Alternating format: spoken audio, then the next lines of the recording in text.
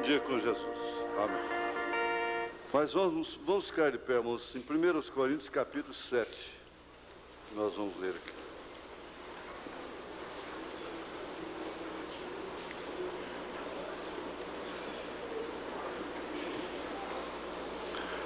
Ora, quantas coisas que me escrevestes, bom seria que o homem não tocasse em mulher.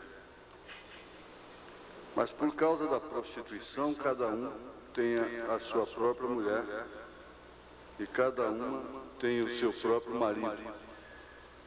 O marido pague à mulher a devida benevolência, e da mesma sorte a mulher ao marido. A mulher não tem poder sobre o seu corpo, ou sobre o seu próprio corpo, mas tem o marido.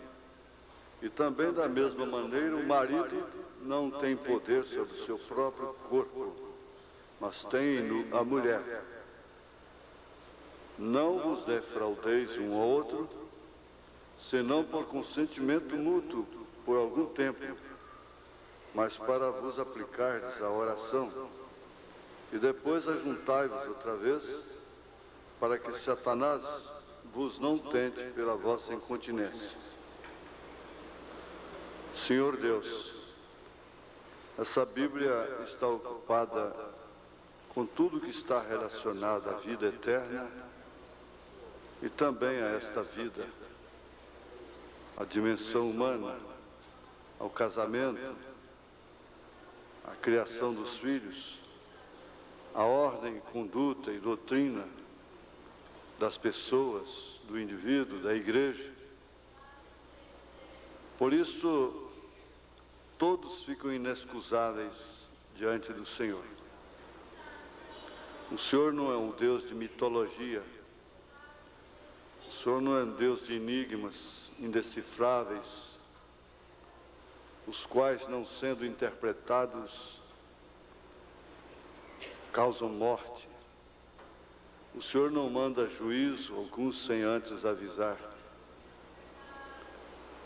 Todo homem está inexcusável diante do Senhor, pela própria natureza, que é uma Bíblia aberta. Nós estamos aqui aprendendo desta Bíblia. Sabemos que nunca vamos aprender tudo. E oxalá que puséssemos em prática tudo aquilo que sabemos. Isso seria o suficiente para sermos pessoas ideais, idôneas, responsáveis em todas as nossas obrigações, em todos os nossos atos, muito especialmente na obrigação do marido, da esposa, do pai, da mãe, do filho. Em nome de Jesus Cristo, nós suplicamos as bênçãos que nós necessitamos, não as que queremos, mas as que nós necessitamos. Amém. Amém. Assentai-vos. Mas vamos ver aqui, começando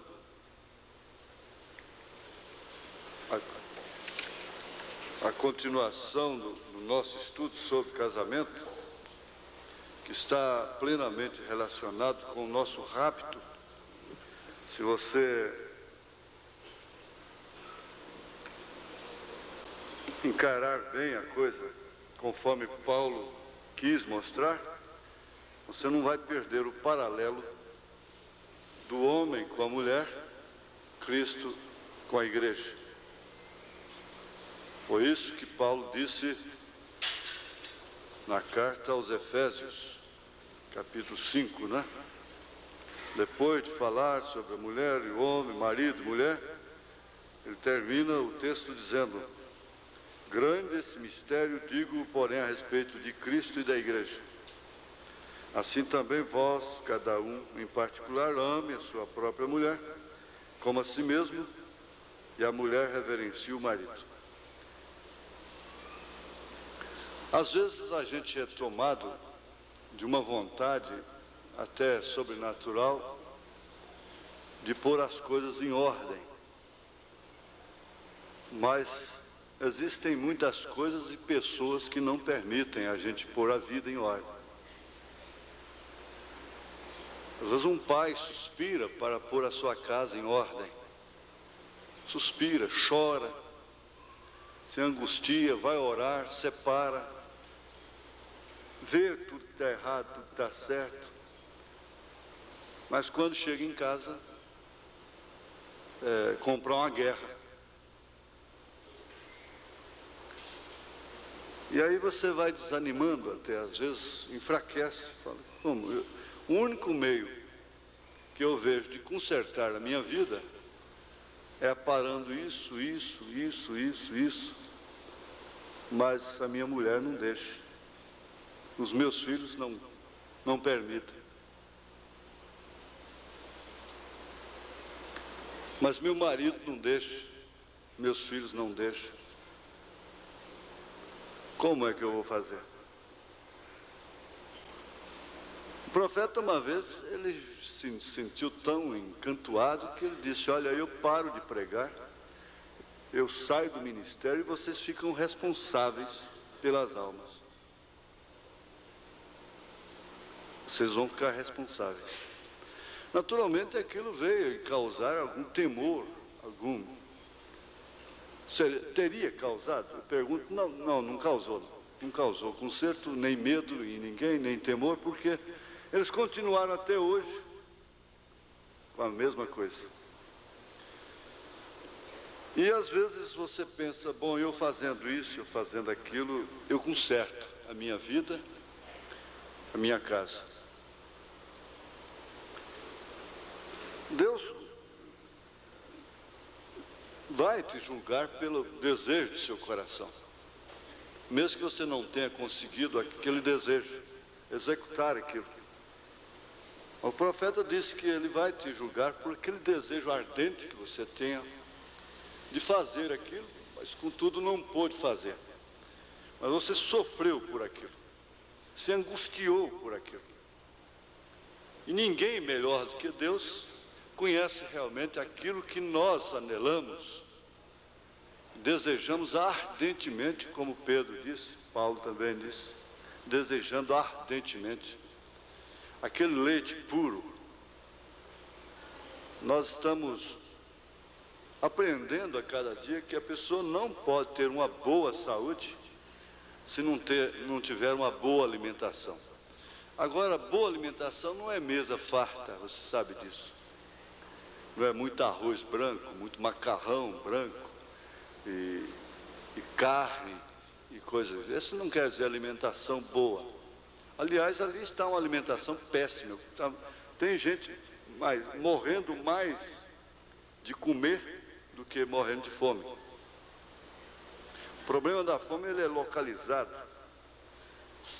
Agora, o que se morre de infarto cardíaco por obstrução das coronárias, causado pela gordura animal, pelo refrigerante, pelo arroz branco, pelo açúcar e assim em diante, não está escrito. Mas não adianta, você pode mostrar, não adianta.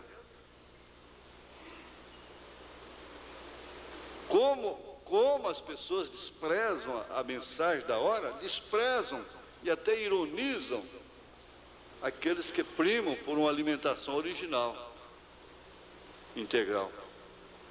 E fica cansativo, fica enjoado, e fica sendo um pássaro raro ali na caravana, não é? E dando trabalho. Então é melhor, joga aquilo para um lado, esquece disso, e enterra a cara numa expressão popular, na comida, do jeito que está. Então, assim às vezes está acontecendo espiritualmente.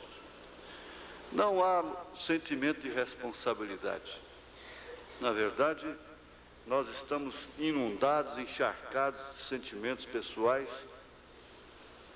mas o sentimento de irresponsabilidade com a nossa própria alma e com aqueles que dependem de nós, às vezes fica marginalizado. A gente analisar as coisas assim, de uma maneira real, olhando para aquilo como quem está olhando no espelho mesmo, É muito bom. Agora, veja que eu quero prosseguir, e aqui já tem um testemunho dizendo, eu quero agradecer o conselho que o senhor deu para eu e minha família. Agora, se eu fosse pegar testemunhos sobre isso aqui, eu teria uma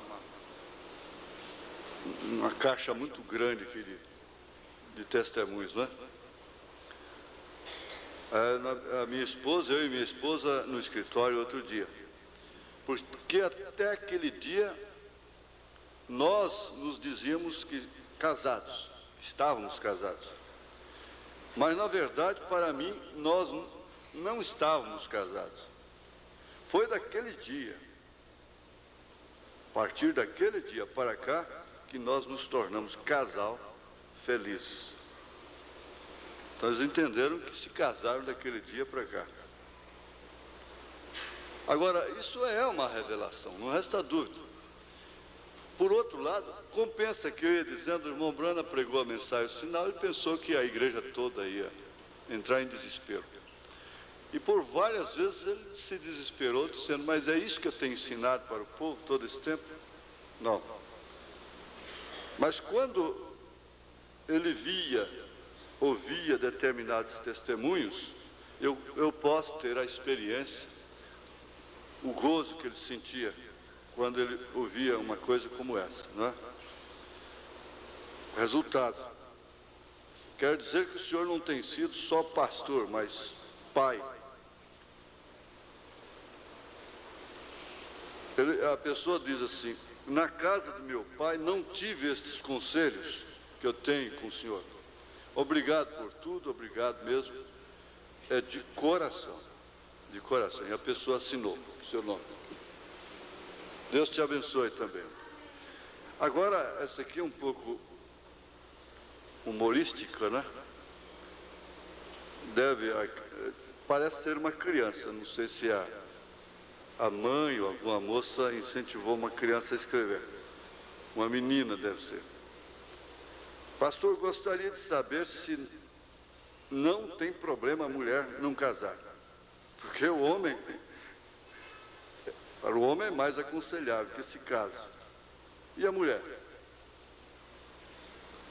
Aí Jesus ressuscitou e está vivo. Amém. Olha, não precisa casar não. Não tem que casar não. Não é obrigado não. Aliás, até Paulo disse aqui, ó. Até diz aqui, ó. E bem quisera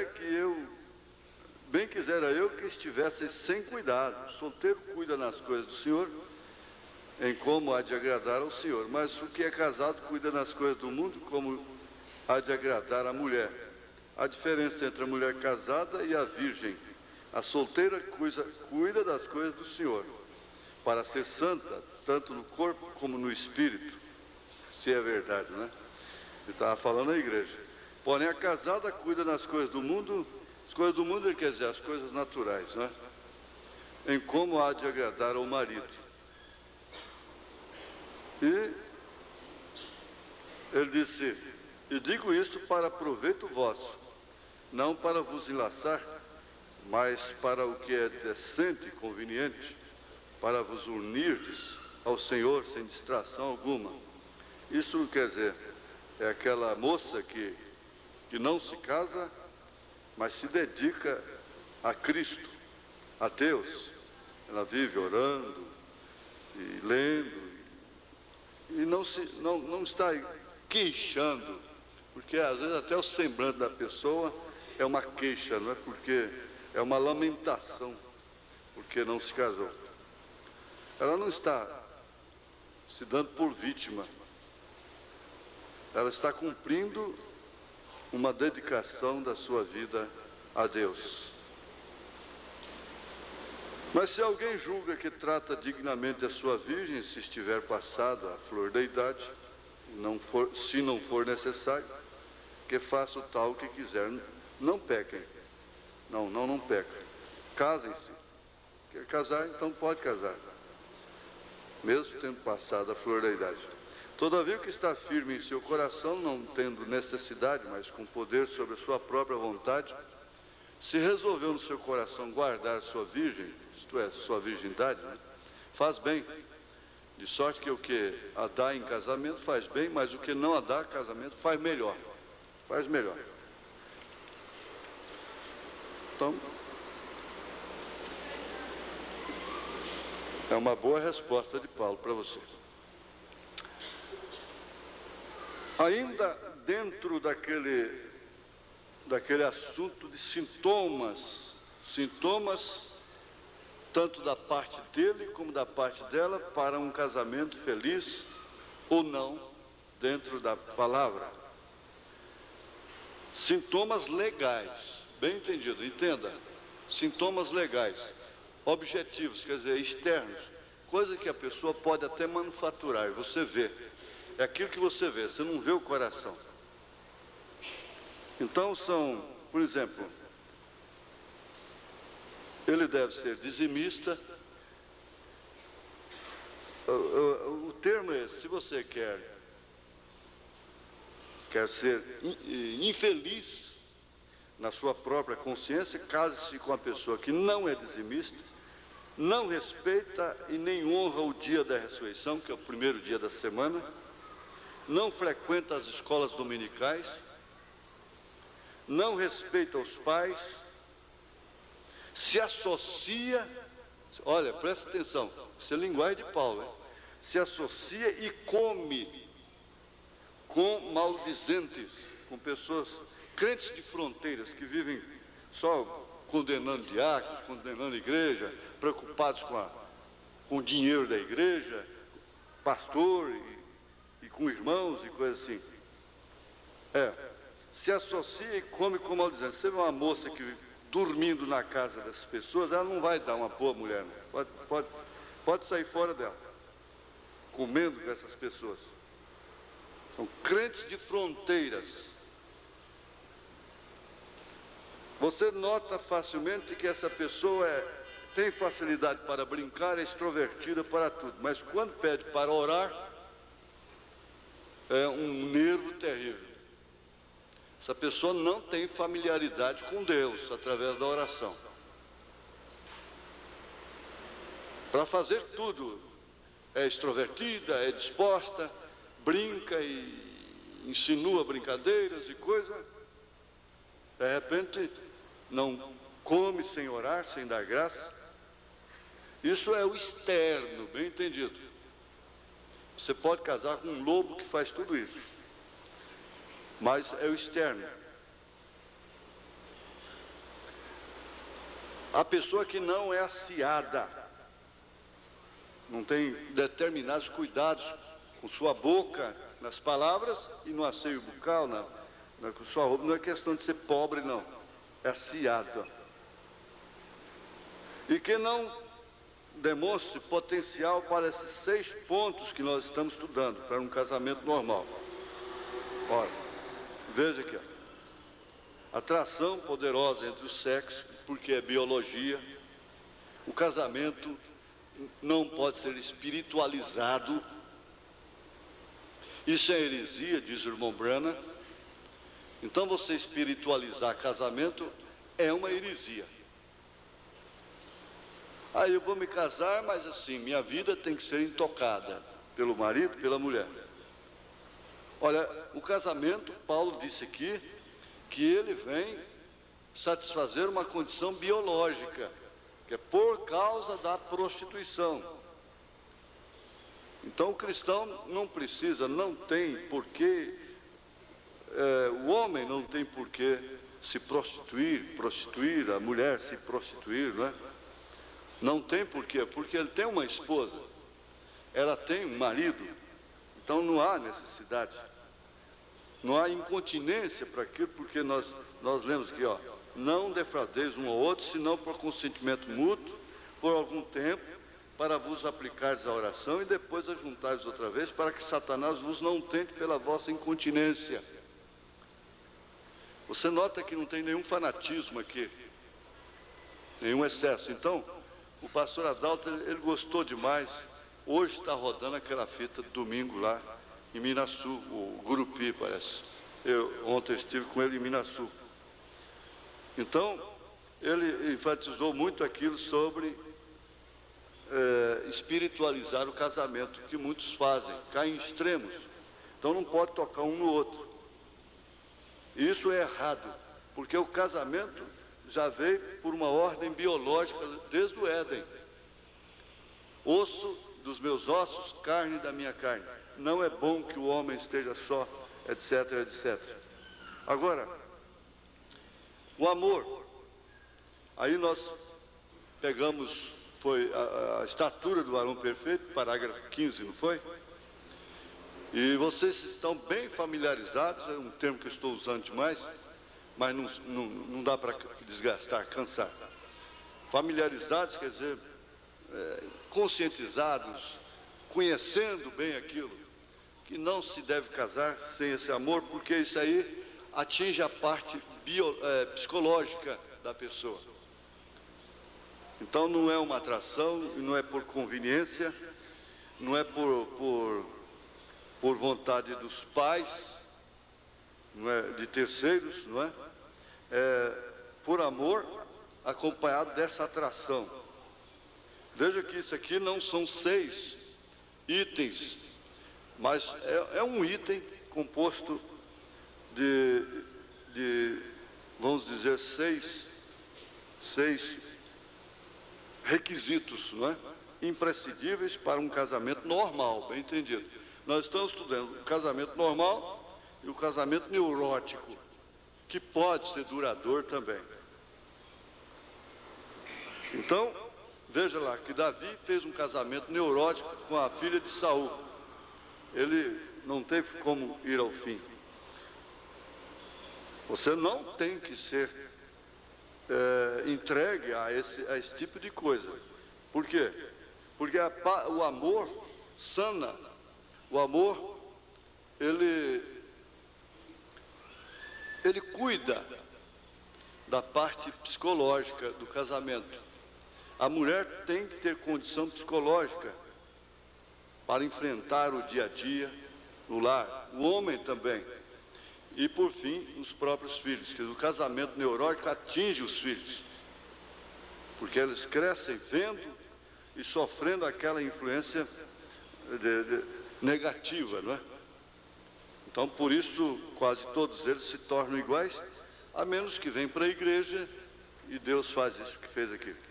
Ora, fidelidade, lucidez, sinceridade, sentimento de responsabilidade.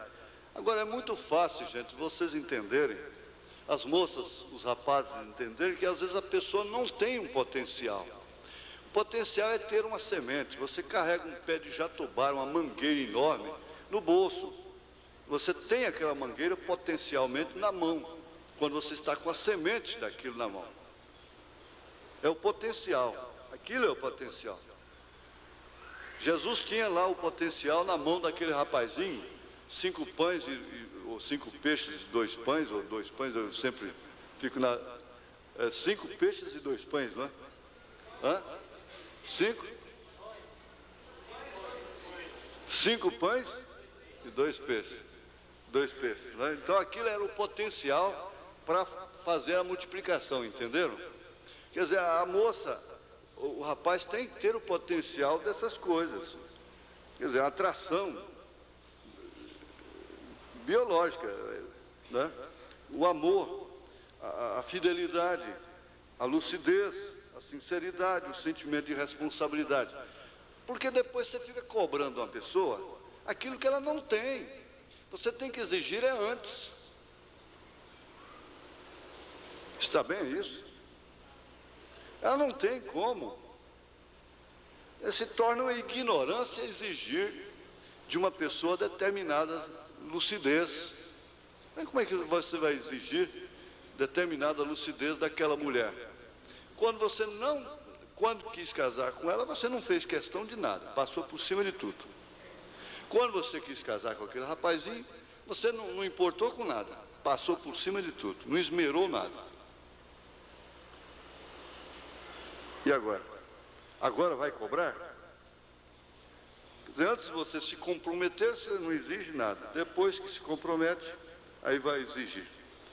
Ora, então, essas coisas aqui, elas estão, esses requisitos, formam um item imprescindível, necessário para um casamento normal, bem entendido. Eu encontrei uma pessoa, depois que nós tivemos esse estudo lá em Brasília, em síntese, lá não foi assim, descansado, como nós estamos fazendo, não é? Ele disse, olha, o meu casamento é um casamento neurótico.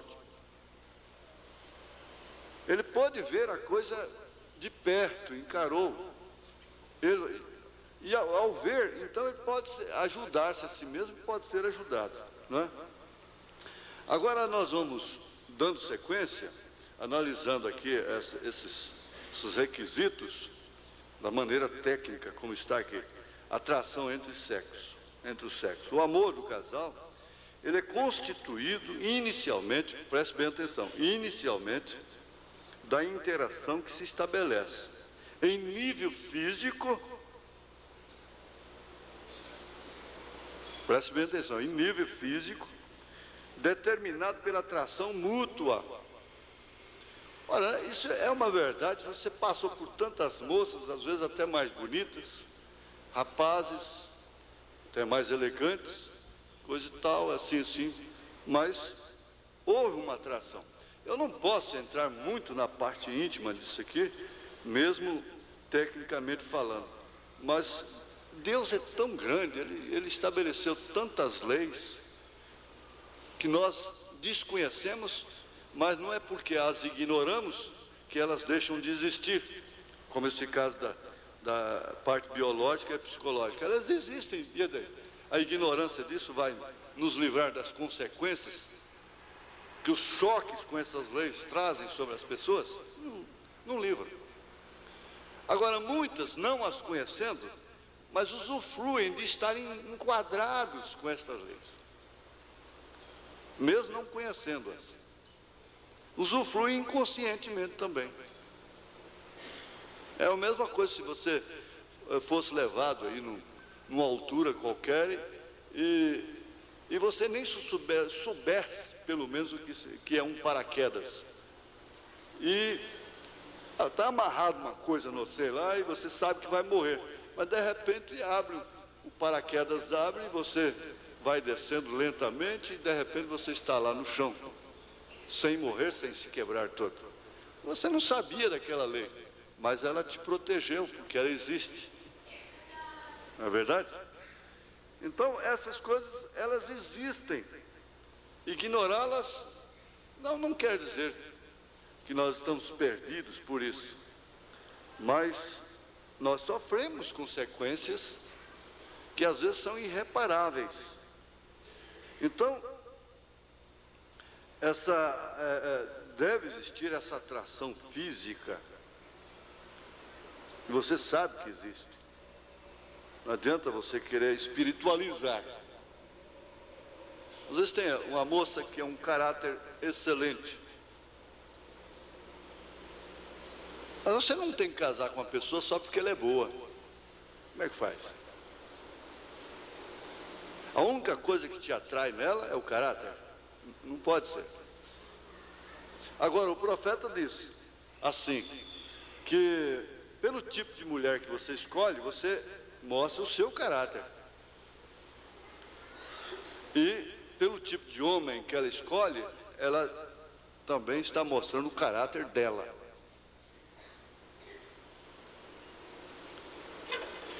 E então isso aqui não estabelece aquela espiritualidade no casamento, que sendo boa, tudo bem. Mas não existe atração nenhuma, exceto ela ser boa, ser trabalhadeira. Você diria, bom, esse é um dos requisitos indispensáveis. Eu jamais me casaria com ela, mesmo tendo atração por ela, se ela não fosse de bom caráter, se ela não fosse trabalhadeira, se ela não der conta do recado, né? Eu não vejo condição nela, eu tenho uma atração por ela, mas eu não vejo condição nela. Eu tenho uma atração por ele, mas eu não vejo condição nele que o meu íntimo exige. Então, se torna uma coisa, por isso que o profeta disse, todo tanto que você orar, é pouco. Você pode comer muito, falar muito, mas todo tanto que você ora sobre o casamento é pouco. Agora, veja, ele é uma das condições necessárias para a felicidade intercambiada do casal, porém não é a condição suficiente, essa atração mútua. Ela não é tudo, não resta dúvida. E ela vem preencher exatamente 1 Coríntios 7, de 1 a 5. Aí. Exatamente isso. O diálogo sexual não esgota as outras formas de diálogo geral. Eu gosto desse estudo por causa disso. Ele não choca com a palavra de Deus, não choca com a parte espiritual da igreja, do crente. E analisa de uma maneira, vamos dizer, social, né?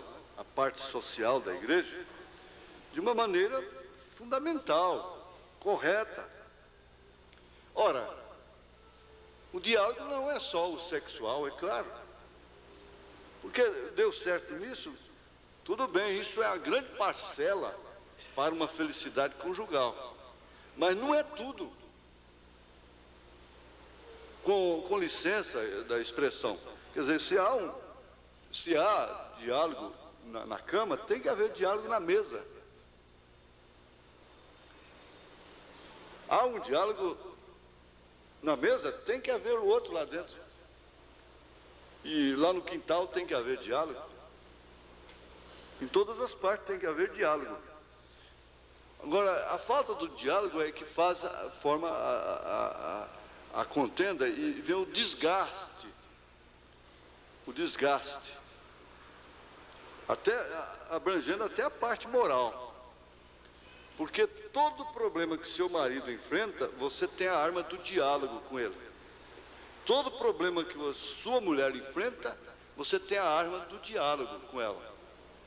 O médico cura-te a ti mesmo, esse é um provérbio mais certo que existe para mim. Mas eu tenho que ensinar o que é a verdade, não é? Então, todos os problemas com filhos, a arma é o diálogo. Se chega até a correção, o castigo, mas é com o diálogo. Essa coisa de nós sermos estúpidos e autoritários e pensar que nós, para manter a nossa posição de marido, de pai, tem que ter força, tem que ser autoritário, isso não funciona mais. Isso já passou do tempo. Agora o irmão Brana disse, eu estava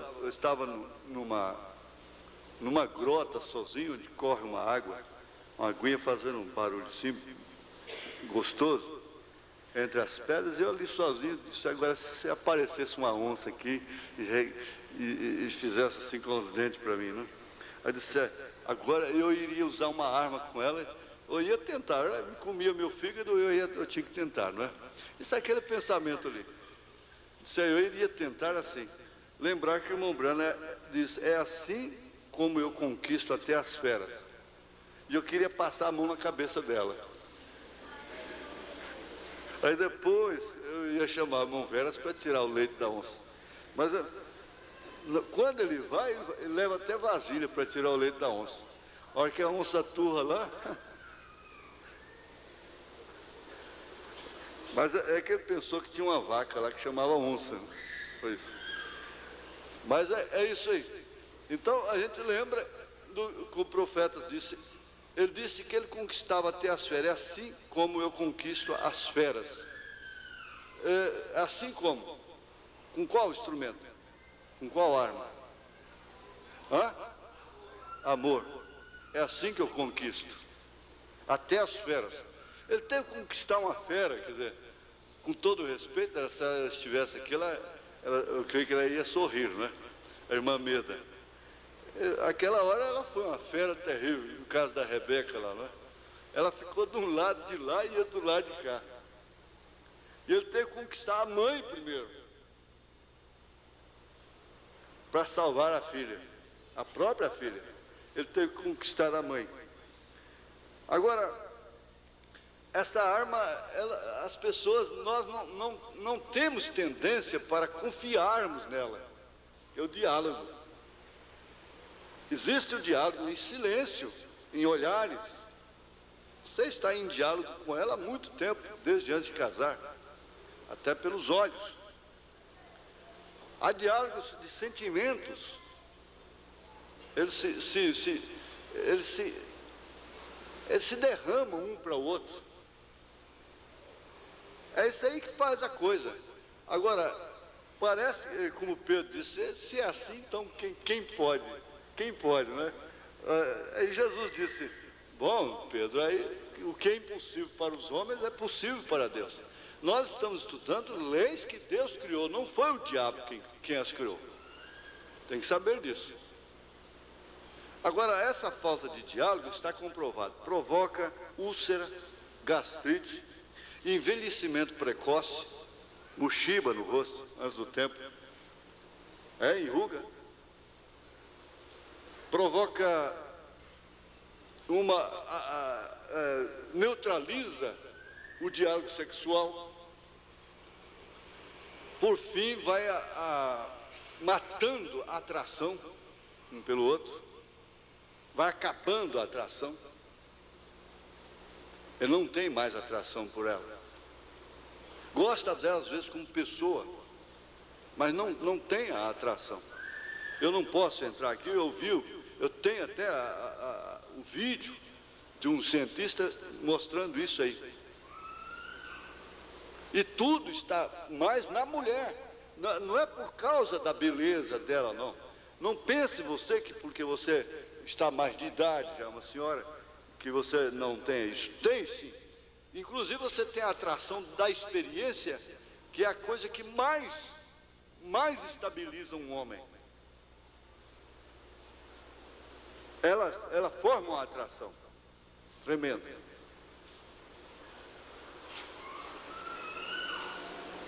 Então, o diálogo sexual não esgota outras formas de diálogo geral da vida.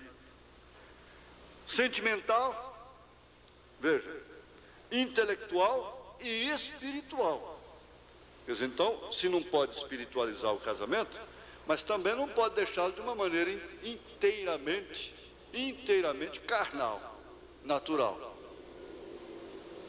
Aí por isso você vai ter cultos domésticos. Um filho pode ser gerado em louvor, em gratidão, com oração.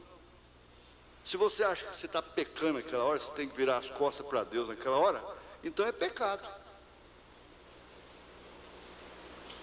Você pode fazer naquele momento um momento de culto, de louvor, e gerar um filho sob espírito de louvor e de gratidão, pedindo a Deus um espírito de vida, de bênção sobre ele.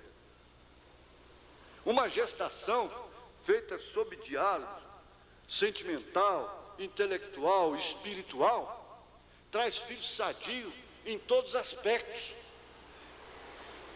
Uma gestação sobre neurose, um casamento neurótico, traz filhos neuróticos, doidinhos, descabiciadinhos, nervosos, rebeldes.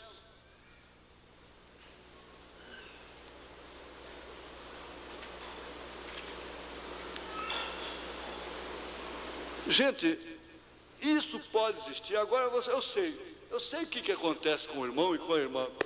Meu Deus, isso é tão bom, eu quero começar tudo. Eu quero isso aqui que esse irmão escreveu, a irmã diz aí, o irmão diz, eu quero isso aí, começar tudo de novo. Mas será que ela quer? Será que ele quer? Será que eu vou ter condição? Pensa certo. Agora é questão de fé. Todos deveriam estar ouvindo, acompanhando os casais. Não é certo? Então veja, o filho a gestação deve ser acompanhada por isso, por um diálogo sentimental, intelectual e espiritual. Uma gestação, a parte impiedosa, com choques, traumatiza um casamento. A mulher, às vezes, não quer filhos, mas por trauma de gestação. E, inclusive, é normal, os rapazes têm que saber disso, é normal, às vezes, os 3 primeiros meses, até em certos casos até ultrapassa, da mulher tomar até aversão pelo marido assim que fica grávida. Ele tem que ir para o casamento preparado psicologicamente sobre isto. Mas aquilo é passageiro, é uma lei que opera no metabolismo dela. Não há nada de mal com os seus sentimentos, com o seu espírito, com o seu caráter. Mas não sabendo entender isso, ele provoca um trauma para o resto da vida. É o caso da lua de mel, às vezes é uma violentação e cria-se um trauma, falta de preparo, né? O prazer genital está além de tudo, englobado em tudo, um contexto de variadas emoções. Naquela hora, você sabe, desaparece as diferenças, as mágoas, esquece toda a dívida, esquece todo o cheque, esquece tudo, esquece. Por isso é saudável, é salutar, é saúde. Por isso não pode ser pecado. Por isso não pode ser, quer dizer, de uma maneira pecaminosa. Aí volta a 1 Coríntios 7. Por causa da prostituição, cada um tem a sua mulher, cada um tem o seu marido. Então isso deve ser realmente englobado com as devidas emoções para aquele momento. Elas não devem ser frustradas, aquele momento não deve ser misturado. Por isso que quando há alguma coisa escondida, encoberta, alguma mágoa, qualquer coisa, algum cisco naquela hora, pode impedir. Aquele momento não é um momento de estar lembrando de dívida e de falar de cozinha e de falar de problema de filhos. Você vê que é uma êxtase, praticamente. Sai fora da vida normal e se engloba, se penetra em momentos de emoções. Aí onde Paulo disse é que a igreja e Cristo, Cristo e a igreja, Cristo entra na igreja e você tem essa convivência com Ele, essa familiaridade com Ele, você tem diálogo com Cristo, e tem emoções com Ele. Não é a emoção que faz todo o casamento, não é a emoção que vai levar a gente no rapto. Mas o profeta disse: um homem que não se emociona está morto, precisa de umas palmadas.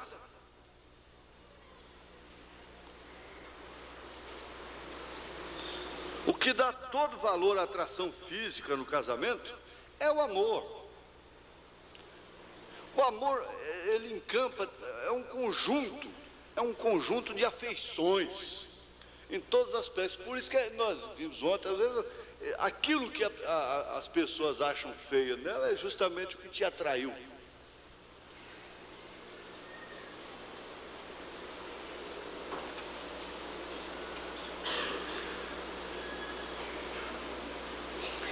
É o amor que deve reeducar.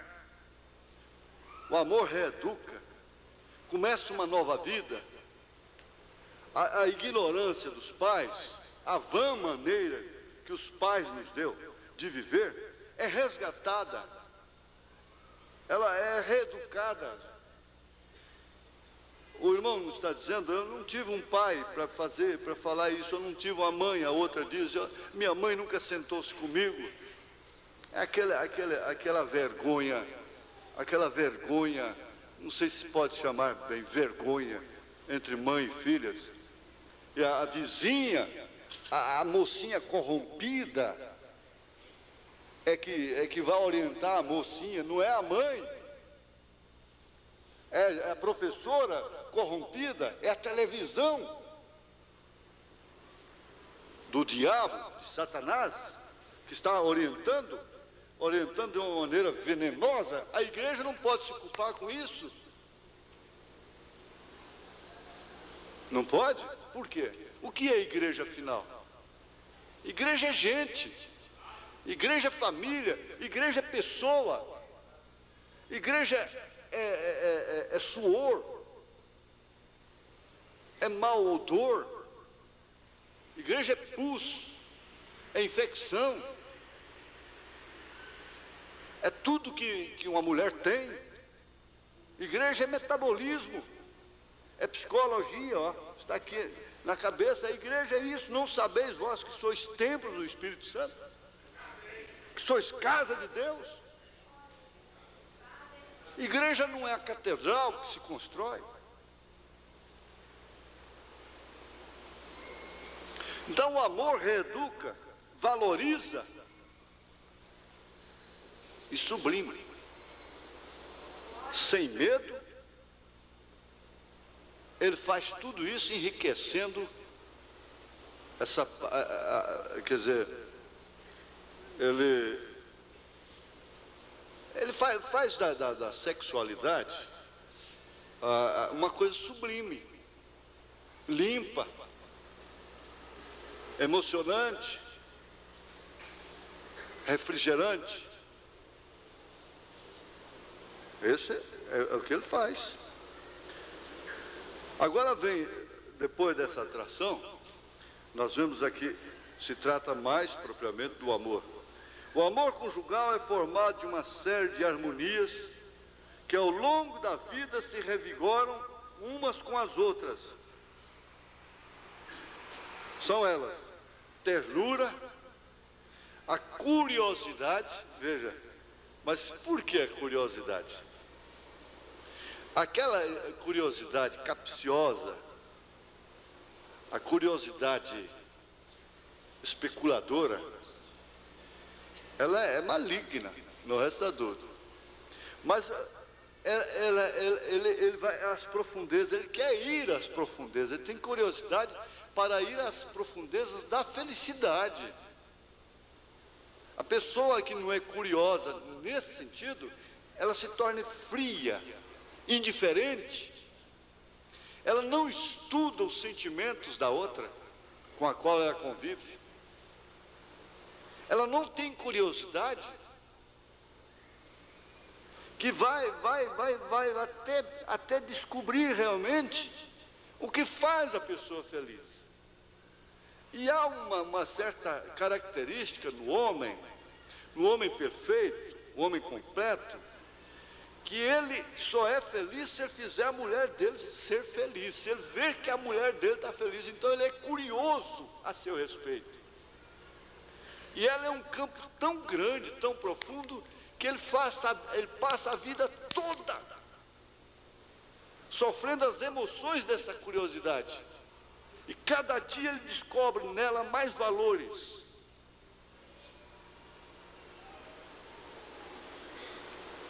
É por isso que você vê velhinhos agarrados, casal de velhinhos agarrados. Você já pensou se toda mulher alcançar uma determinada idade tivesse que ficar sozinha?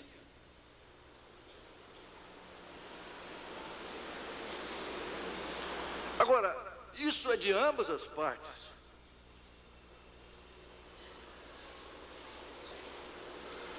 O amor se estimula com desafios. Ele gosta de desafios, ele gosta de ser desafiado. Por isso que a melhor coisa que existe, você nunca deve quebrar isso. Mesmo que você saiba que aquela mulher não presta, que ela não merece tal confiança do seu marido. É bom que você veja, enquanto você vê, aquele homem deve confiar nela e pôr a mão no fogo por ela. Se ele queimar, problema dele.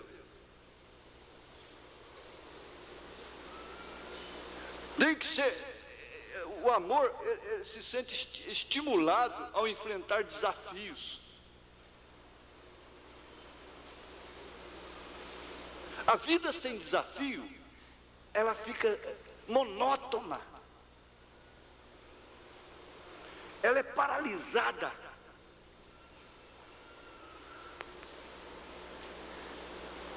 Então você está constantemente enfrentando desafio. E você está sempre saindo lá na frente como um vitorioso. Isso é o amor. Isso é que é o amor. O amor não é nesse conjuntinho de rosas brancas e vermelhas e bicotinha de cá e bicotinha de lá. Não é esse que é o amor. O amor é aquele que enfrenta os desafios. Ele é curioso. Ele gosta de conhecer as profundidades. E ninguém pode ir nas profundidades sem enfrentar desafios. Então ele é um mergulhador. O amor é mergulhador. Não há homens que são apaixonados para mergulhar no fundo do mar e até morrem lá. O amor é assim. Ele vai lá nas profundezas. Eu já estou usando a linguagem de Paulo. De Salomão. Cantares de Salomão. Está escrito.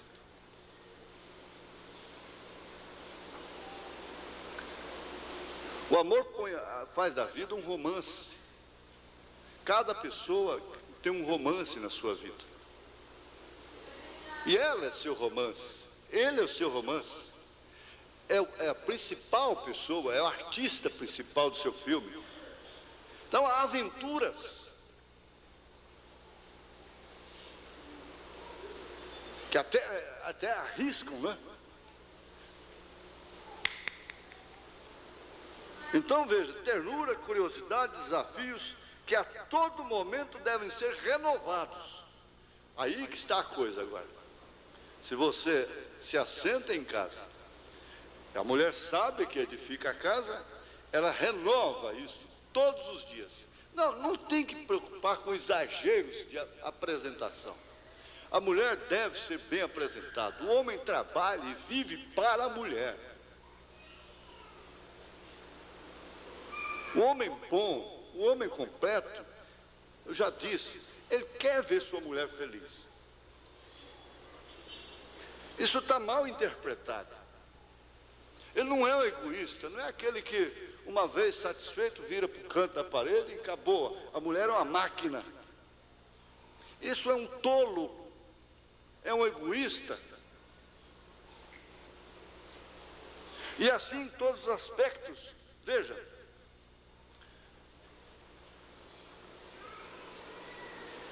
ternura, não precisa comentar porque vocês sabem muito bem. Curiosidade, desafios que a todo tempo devem ser renovados. E você, mulher, entende isso? Olha, até a maneira que você vai caprichando na comida, no sabor da comida, porque isso, a mãozinha pesa, diz, eu não gosto de tal coisa. Por quê? Por que ele não gosta? Ele não gosta porque tal coisa não é feita como deveria ser feita. É só aquilo todo dia e não procura, não tem interesse de aprender. Eu tenho encontrado pessoas, eu levo arroz integral e digo, irmão, eu não dou conta de fazer não, eu não dou conta não. Gente, isso só pode ser um demônio que não quer que o povo coma arroz integral. É Satanás. É uma preguiça, é um relaxo, é uma irresponsabilidade. A irmã lá com a bruta aderência, eu falei, pois se a senhora estivesse comendo arroz integral, tem vitamina B. E o outro da maleta, o fígado estraçalhado, se você estivesse comendo arroz integral, ele tem vitamina B. Porque você tomou antibiótico demais.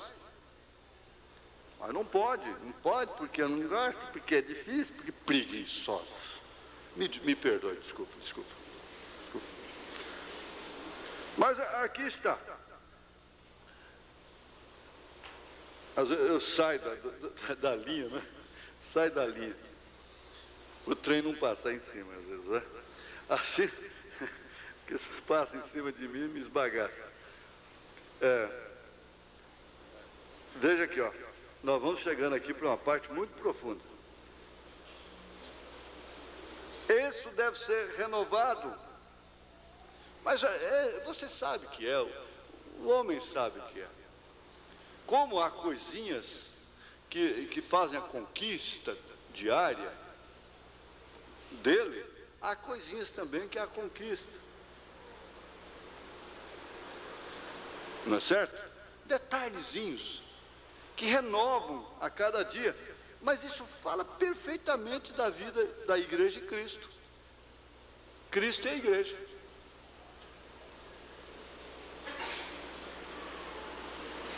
Você diz, mas eu vou orar sempre, eu tenho as mesmas palavras, as orações quais são todas as mesmas. E quando você vai comer, o que é? Hein? Então vamos voltar aqui, ternura, curiosidade, desafios que a todo momento devem ser renovados, assim também interesses e projetos compartilhados. Até Ananias e Safira combinaram, a Bíblia diz. Na verdade foi para mentir, foi para morrer, mas eles estavam bem casados, aqueles dois. Morreram juntos, pela mesma mentira. Agora, os cristãos vão morrer pela mesma verdade, né? Pela mesma verdade. Então, veja, projetos compartilhados. Não quer dizer projetos astronômicos. Olha, a mulher desprovida de pretensões, eu falei sobre isso lá no mato, a pretensão, vem de pretender. Está certo que o senhor é um homem que vive aqui no mato, seus filhos, sua esposa, você não vê televisão, não vê nada e fica solto aí nesse ermo aqui, tudo bem, mas uma pretensão o senhor deve ter, o senhor deve pretender ir para os céus. O senhor não pode ser desprovido totalmente de interesses. A pessoa tem, o homem foi criado com o instinto, inclusive, de aquisição. Não é certo? Então, veja aqui, esses projetos compartilhados, porque o casamento normal é um casamento compartilhado. Isso tira fora o espírito do machismo, do extremo que era antes e do extremo que caíram hoje, não é? Agora, esses interesses e projetos compartilhados, inclusive desejos até mesmo de filho. De filho. Ora, esse desejo de filho, se o homem diz, eu não desejo filho, uma vez eu chamei uma moça, eu tive que chamar, por ordem das coisas, ordem sacerdotal. Eu disse, você deseja ser mãe? Ela disse, claro. Então eu não faço o casamento com esse rapaz, porque ele não deseja ser pai. E o homem que não quer ser pai, e aí? Vai se casar com uma moça que quer ser mãe? Uma moça que não quer ser mãe, não quer embalar filhos nos braços, casar-se com um homem que sonha com filhos, é uma desgraça. O parto, a gravidez dela é nervosa, é murmurando dia e noite, é xingando, é lamentando, é lastimando, é revoltada. Ela não quer filhos. Ele não quer filhos. E você quer. Ela quer e você não quer. E aí, por que casar? Já é um jugo desigual. Não vai ser compartilhado os seus desejos. Há desejos que devem ser os mesmos. Não é porque você deseja torta de maçã e torta de morango, isso não separa casal, não. Eu vou fazer a tortinha de maçã dele, ele é idiota mesmo, eu como a minha de morango. Pronto. E vou caprichar. Fazer a ter a melhor possível. Deixa, então está bem. Mas há desejos que têm que ser compartilhados, gente. É normal que o homem sacrifique mais os seus desejos pela mulher. Esse é o verdadeiro macho. O homem é aquele que sofre, arrisca, sacrifica-se pela mulher, porque assim foi que Cristo fez. Ele morreu pela mulher.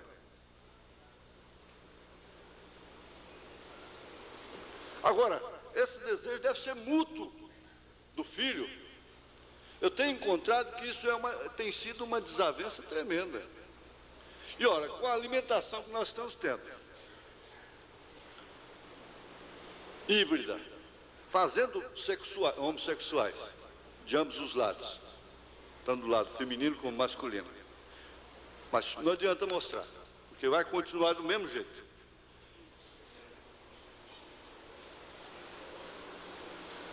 Com esse tipo de coisa que nós estamos enfrentando de ordem espiritual, ordem moral e ordem física, biológica, psicológica, o que é que se pode esperar? É que a mulher quer filhos? Ela não quer.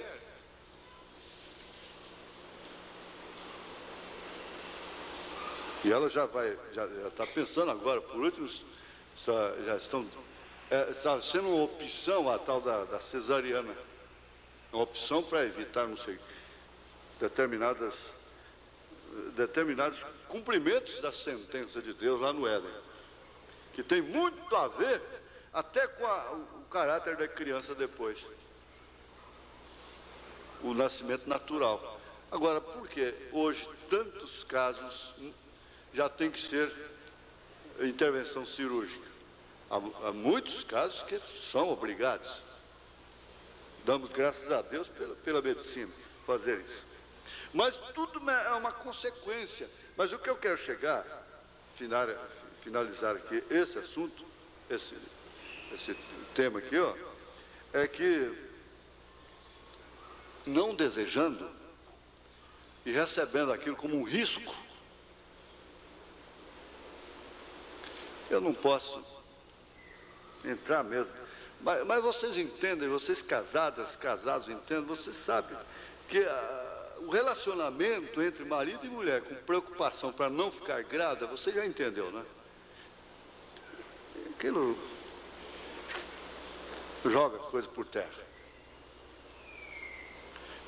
E aquela preocupação, aquilo causa nervo, aquilo estraga toda a hora íntima. Aquela preocupação, cuidado. Você entende? O relacionamento conjugal, para ser revigorado em cada etapa da vida, deve ser constituído por um estado amoroso multiforme. Você não pode, de maneira alguma, é natural você ver um casal que é recém-casado e que está trocando comida na boca um do outro e tal. Depois aquilo é natural, que não vai acontecer mais, é normal. Está agarrando a vista de todo mundo, não precisa disso não, mas depois então aquilo vai. Quer dizer, é um posicionamento multiforme, equilibrado. Nós vimos o equilíbrio no estudo passado. Ali é que vai mostrar que realmente o casamento é normal, é com o tempo. Então esse estado amoroso, multiforme, configurado pela interpenetração psicológica que deve ir se estabelecendo e se modificando ao longo da convivência e a vinda dos filhos. Porque os filhos são resultados. Devem ser, pelo menos devem ser resultados de uma vida amorosa. Poucos podem dizer, esse filho é um resultado de amor. É o fruto do nosso amor.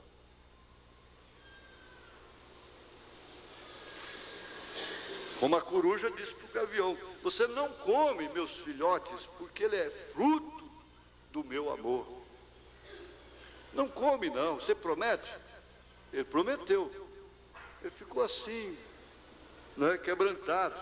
Disse, eu prometo, eu não vou comer seus filhotes. Então ele falou, agora como é que eu não vou comer o filhote da comadre coruja? Bom, eu vou fazer o seguinte, eu como os mais feios que eu encontrar. E comeu justamente os da coruja, porque a coisa é horrorosa, de feia. Mas veja como ela estava. não os coma, porque eles são frutos do meu amor. Não houve nenhuma contrariedade. O curiango a gente vê lá no mato, estava vendo lá, ele bota o ovo lá, não deita em cima, né, só fica vigiando. Como é que choca aqui, irmão Zé Maia? Bota um de galinha lá, apodrece, né? Mas é fruto do amor dele. Disserte ela e ele ficam lá, né? Um substitui o outro. Só de olhar choca.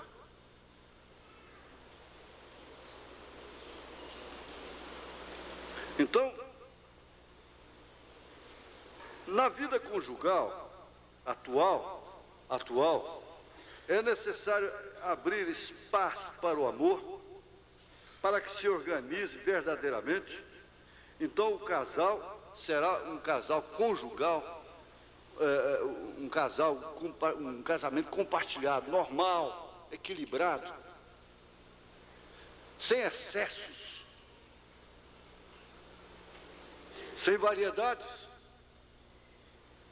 Para a solidez e duração da união conjugal, tão necessária nos dias atuais, o caminho é amizade, amor.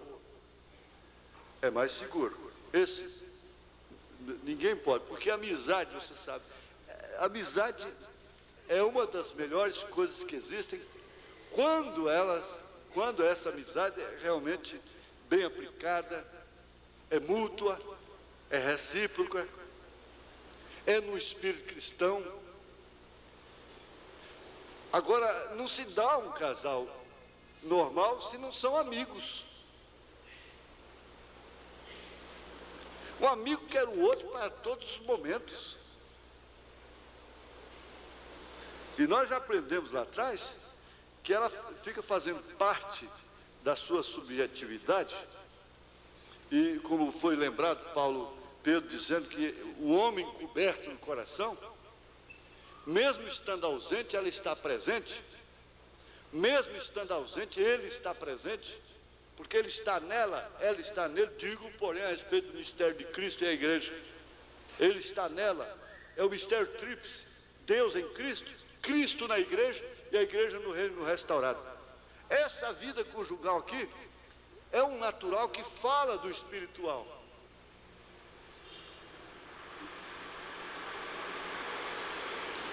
Amizade e amor é um sentimento agradável, não cria temor, não existe medo, não há frustrações, só há confiança um no outro. É confiança relativa.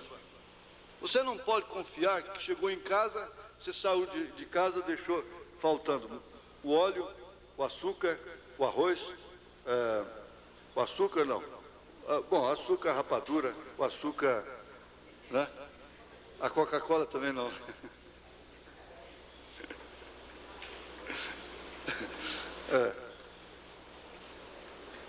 Como é que vai ser? Você pode confiar? Aí, Moisés, você chega em casa, saiu, chegou a mulher, já conseguiu açúcar, arroz, feijão, batata, cebola. Bom, eu confio nela. Ela tem que confiar no você. Ele vai trazer o óleo, ele vai trazer o feijão, ele vai trazer o arroz, não é? Ela é relativa, essa confiança. E sabendo que ela é humana, sabendo que ele é humano, que nós estamos dentro da dimensão humana. Então, dentro desses limites, ela é absoluta, ela é completa. Então não cria temor, não cria suspeita. O amor, veja, agora Paulo diz aqui, ó, ele não se porta, ele é sofredor, ele é benigno, ele é caridoso, ele não é invejoso, ele não trata com leviandade, não se ensoberbece, não porta com indecência, não se porta com indecência, não busca os seus interesses, não se irrita, não suspeita mal, não folga com a injustiça, mas folga com a verdade. Ele tudo sofre, ele tudo crê, ele tudo espera, ele tudo suporta. O amor nunca falha.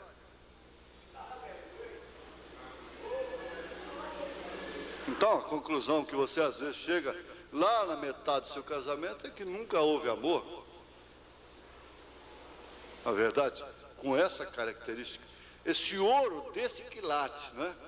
O amor é um ouro de 18 quilates, que suporta o fogo, o cadinho. Não embora muito embora ele tenha escórias, mas ele passa pelo fogo.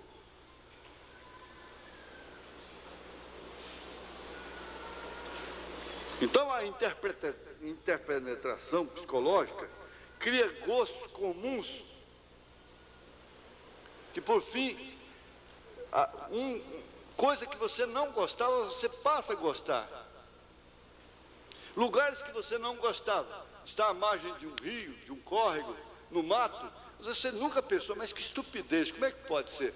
Pousar, dormir, cozinhar, comer no mato, à margem de um córrego, de um rio? O que é isso? Mas você vai, daí a pouco você sente, daqui a pouco, aquele que vai se tornando gosto seu também. A mulher não fica muito distante em gostos com o marido, não, gente. Ela vai sofrendo vai havendo uma interpenetração psicológica nela. Se esses refrigerantes fazem o gosto, e o gosto do homem que fuma, e coisas assim, psicologicamente, ora, uma vida influente influencia a outra. Então ela não vai viver num extremo e o marido no outro. Ele não vai viver num extremo e a mulher no outro extremo. Ela influencia ele. Ela revigora os seus ânimos. Ela, sem linguagem, ela mostra que ainda há uma vida pela frente. Então, afinidades em diversos planos, centros de interesses e terrenos de entendimento comum, tornando possível encontrar-se, depois reticência, encontrar-se também, de um modo geral, fora da cama.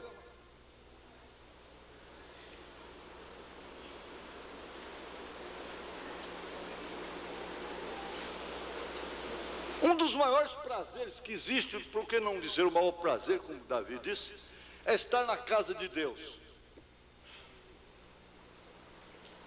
Agora você vai arriscar um casamento com um homem que não tem o prazer de estar na casa de Deus. Você vai ver. O que é você estar na escola, não ver seus filhos, não ver sua mulher, não ver seu marido, nem nada, ouvindo uma palestra que você disse, oh meu Deus, por que não está aqui? Por que não vem? Por que não veio? Por quê?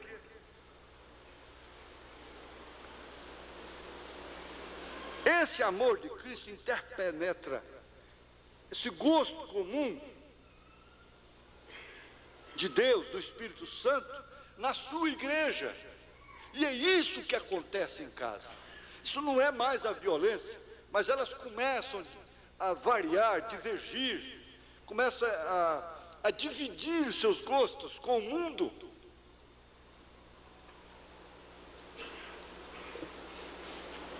Conclusão. Só mais um pouquinho aqui, porque depois não dá mesmo.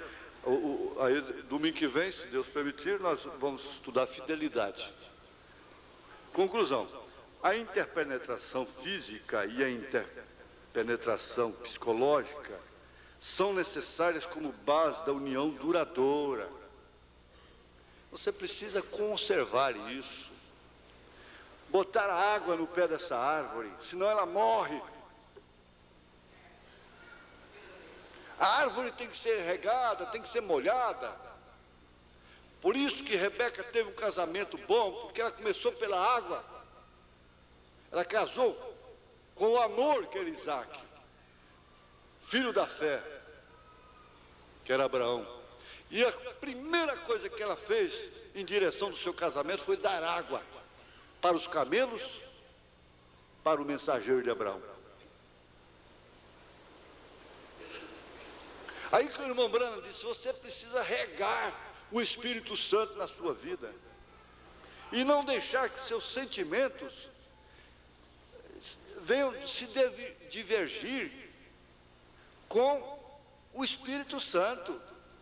É possível sair, é possível brincar, é possível ter lazer, é possível ter tudo dentro dessa dimensão humana sem contrariar, sem entrar em choque com o Espírito Santo. Mas eu estava dizendo para o irmão, disse, olha, é só sair para lazer, a primeira coisa que pega é um espírito de liberalidade nos trajes. Então ele já acha que já pode ficar com um calçãozinho imoral no meio de irmãs, de mulher. Ela já acha que já pode pôr biquíni, porque uma mulher não anda de biquíni na avenida, mas chegou na praia, estando na praia pode. Não é verdade? Então cai um espírito de liberalidade que choca com o Espírito Santo. Não quer dizer que você tem que estar lá no mato de gravata, paletó. Espera aí. Mas em todo campo existe uma coisa mais decente, uma bermuda, uma coisa, corta uma calça jeans ali no joelho, e não fica aquela coisa imoral ali no meio das irmãs, das moças, seja quem for. É isso que tem que ser feito. É exemplo apenas, isso não é picuinha, não é exemplo apenas. É exemplo. Que todo mundo pode ter prazer, lazer. Irmão Brana estava lá na barraca brincando, até arremedando, bêbado. Um garrafão de vinho assim, ó, brincando. Sem camisa.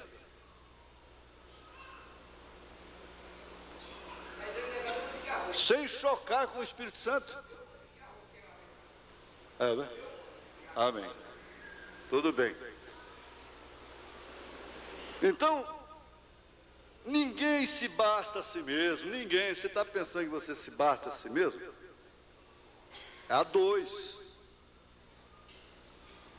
A dois. Se reforçam e criam um espaço interno comum que determina a compreensão um do outro. Então ela passa a entender e receber não como sim, e sim como não. Tanto uma coisa como outra. Aqui nós temos um exemplo. Ora, em outros tempos. Mas como é que o irmão, por que o irmão põe um bilhete e nem assina para modificar um sistema da igreja? Que é isso? Não, espera aí. Então vamos fazer o seguinte, vamos tirar o programa do rádio para encaixar, vai diminuir meia hora, vai ser menor o cansaço. Agora, por que isso não pode ser feito em casa? É porque até uma criança, gente, a criança falou uma coisa que é certa, por que não? Por que não? Só porque ele é criança? Depois cede em coisas que não devia ceder. Ora, porque ela é mulher, então não pode emitir suas opiniões. Então, veja, chega a um ponto, determina uma compreensão tão grande um do outro, que o não do outro é o seu não. O sim do outro é o seu próprio sim. É assim que vai chegar a ser Cristo e a igreja. O profeta diz, ele é ela é ele. Então não foi ele, não foi ela. Quando chegaram àquela compreensão, então foram os dois. Valorizar-se mutuamente é elemento necessário para melhor desenvolver a amizade, o amor conjugal. Valorizar-se mutuamente. Eu já não posso mais. Terceiro comentário. Domingo que vem a gente dá uma reparadinha aqui. Laço que permite suportar a dois as dificuldades da vida matrimonial e da vida em geral. Porque em todos os dois campos há dificuldades. Não se case pensando que vai ser um jardim de rosas. Só aguinha para baixo. Amém? Deus abençoe os irmãos. Eu passei 10 minutos. Me desculpe.